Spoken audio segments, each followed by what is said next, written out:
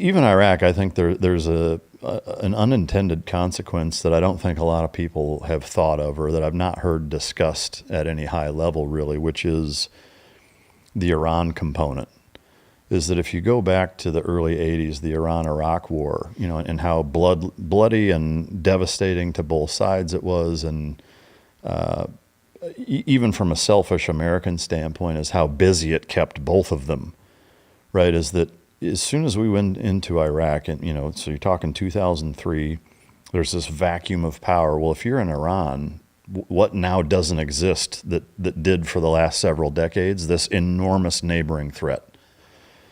There's also, I don't think it's a coincidence, I think it would be impossible to argue that it is, that the Gaza-Palestine issue around that same time and since then has expanded exponentially with Hezbollah and Hamas, who's directly funded by Iran, who is now far more emboldened because they're not having to deal with Iraq. That entire region, I think, far more so because of Iraq than Afghanistan, the destabilization that's taken place since the overthrowing of Saddam and how it relates to Iran becoming so much more emboldened because of it, has created a rippling effect that I don't think most people realize. Do you agree? Yeah, it's destabilized the entire region. I mean, we saw it when we were in Iraq with how they were utilizing proxy forces to do the work and facilitate and enable these terrorists to kill coalition forces without an Iranian stamp on it. I mean, through intel, we discovered a lot of it was happening on the back end, but they didn't want it advertised. Well, so that's one thing that I've always been puzzled by, not to interrupt, but in any other circumstance, that would be considered an act of war. State-sponsored American service members being killed continually, for years. Any idea as a military and as a government why we never held Iran accountable for that at any large scale? Yeah, there's got to be a deeply seated political reason for that, because, I mean, think about JSOC. JSOC was started, the task force was started, 1/60th was started because of the Iran hostage situation that happened. And so terrorism was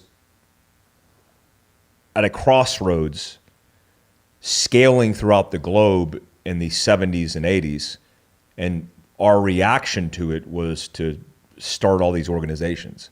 Like, for example, 1/60th and specifically JSOC, to deconflict and have interagencies buy-in or inter-service buy-in for multiple organizations working together for a common objective, which in this case was a hostage rescue scenario.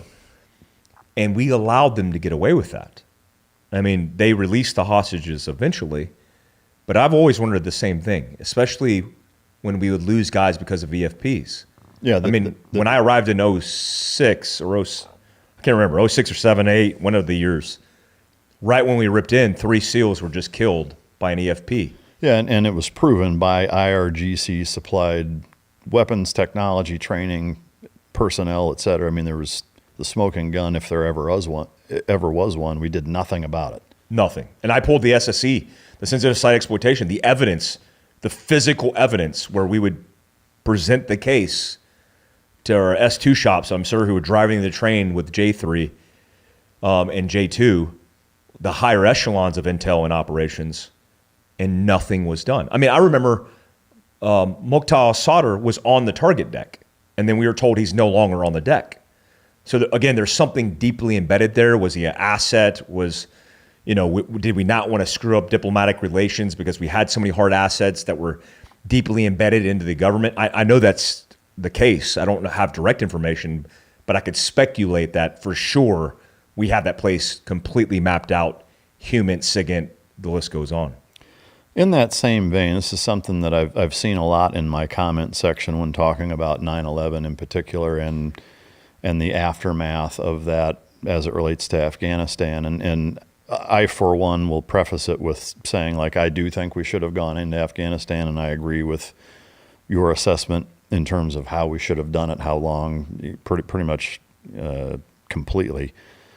But there's one big thing that doesn't get brought up much that I want to bring up to get your take on is While Afghanistan was the launch pad for Al-Qaeda to orchestrate 9/11, overwhelming majority of the hijackers were Saudis.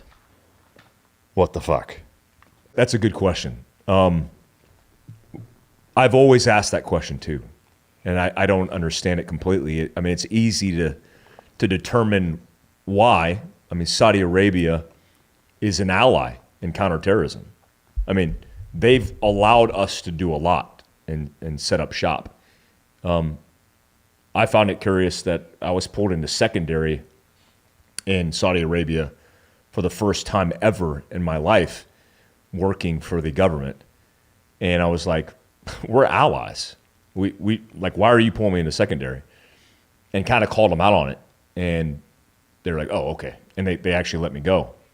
Me and another guy that got rolled up. I know the real answer. It's not the most popular one, but it's the most obvious, is the oil. It's the relationship with feeding the beast. And we're the beast. We're the biggest consumer in the world. It's one of the reasons I think Venezuela is so top of mind. You know, it's not top of mind Christians getting killed in Africa. Why? Because there's no resources in Africa. Venezuela has more oil and reserves than Saudi Arabia. And there's very distinct reasons why we need that. I just wish the government would be more transparent with that versus, 19 hijackers. I think all of them, but 2 maybe, were from Saudi Arabia. There was a couple of that by way of Egypt. Osama bin Laden is from Saudi Arabia. Well, yeah, I mean, the only thing that I can think of, and maybe it's shaky at best, but, just like the United States has a position, right? Like, let's say we have a relationship with, pick a foreign country, is that doesn't mean everybody in the United States is going to be thumbs up, flag waving, agreeing with that position. And when I think about, Osama bin Laden, Al-Qaeda, from what I understand, the base in Arabic is what it means, essentially was started, I think most people think or have an understanding that it was more of a Soviet Russia thing.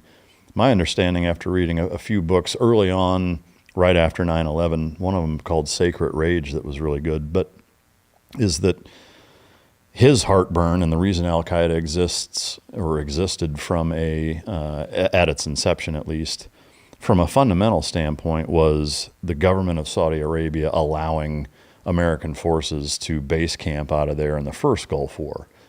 And that was such a sacrilege and a religious offense that UBL at that point waged war on his own country of citizenship, and that's how it kind of started. And now Saudi Arabia and the United States are kind of enemy number one. But is that you've got, obviously, he's well connected, recruits a lot of people from there, has family, extended family, et cetera. Is it, or could it be something as simple as Al-Qaeda being born out of there, him being Saudi Arabian, the maybe underworld of people who hate the Saudi Arabian government that are Saudis, national-born Saudis, and it's that simple of a link. The same way, back in I think it was the 70s, it was the Weather Underground or whatever that were doing pipe bombs in D.C. that hated the U.S. government but were American citizens. I mean, there's, the Unabomber, there's Timothy McVeigh. I mean, there are examples of American citizens that hate the U.S. government to that degree. Is it something that simple, or do you think there's more to it than that? There's probably more to it, but it could be articulated that simple. I could buy into that because it's obvious that the region has its allies, including Jordan, who don't want extremism.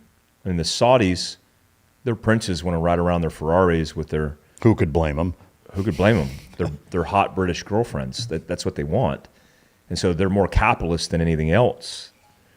And they still have some of the worst human rights violations in the world. So it's like,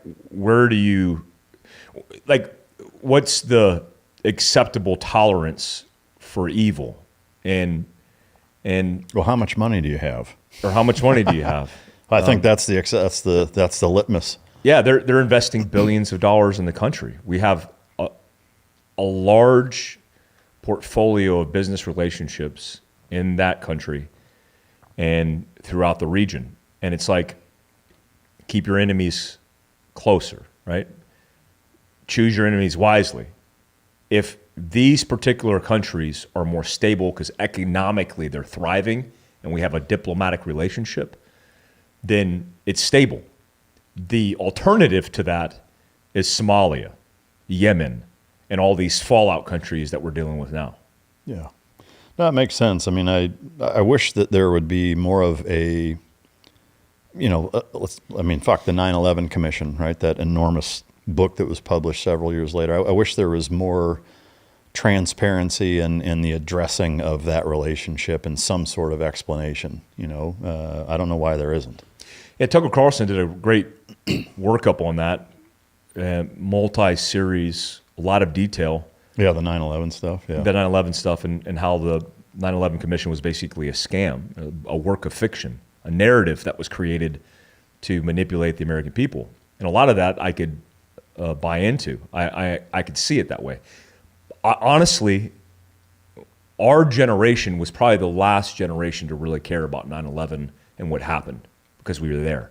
We saw it. And not only were we there, but what happened that day in that moment changed the course of history of our lives. Dramatically. Yeah. And there's only a certain segment of the population that's true for.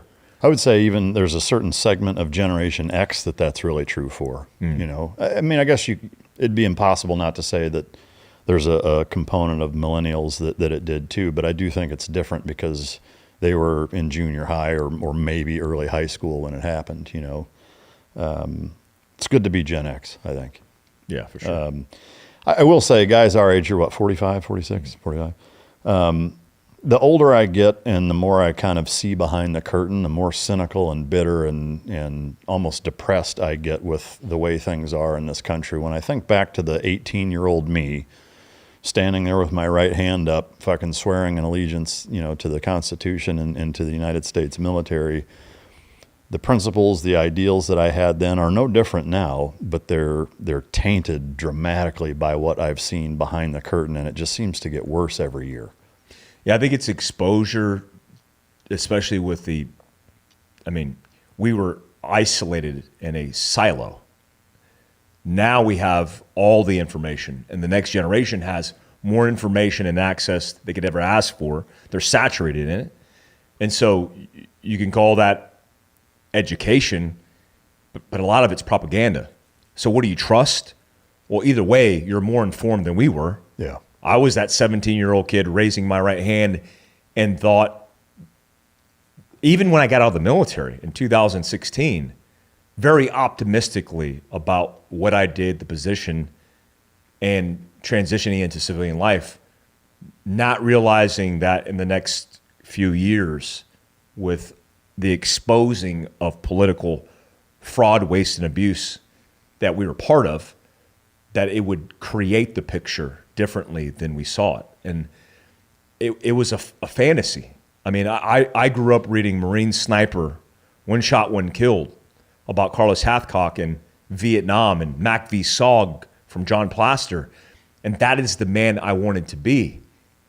And then I grew up and realized it had nothing to do with the government, the army, the military, the service, the branch, and just everything to do with the men. Yeah. And that's what I'll cherish. I still cherish those moments with those men. But everything else, like you, has been tainted. Yeah. I'm right there with you. I mean, I'm still very proud of what I've done. I wouldn't change it. Like the best times professionally of my life were serving with the best men I've ever known, in dangerous places. And, I'll always look fondly on that. I just hate that all of us so naively assumed that our government and elected officials had our best interest in mind when clearly they didn't. The Vietnam vets tried to tell us, all of the depictions of Vietnam veterans rebelling against the government. I never bought into that. And I actually thought illy of them. I was like, look at these traitors. And then the older I get, the more I'm like, maybe I'll stick the Daisy in my M16 barrel or something. Yeah. I feel more like a hippie. Yeah, you'll be I can't remember what's the body of water that's at the Washington that leads up to the Washington. Yeah, Monument, or the Jefferson Memorial. Yeah. Viet fucking Nam, like from Forrest Gump. Yeah, that'll be us in fucking motorcycle cuts and fucking gray beards, right? Halfway there. Yeah, Rolling Thunder.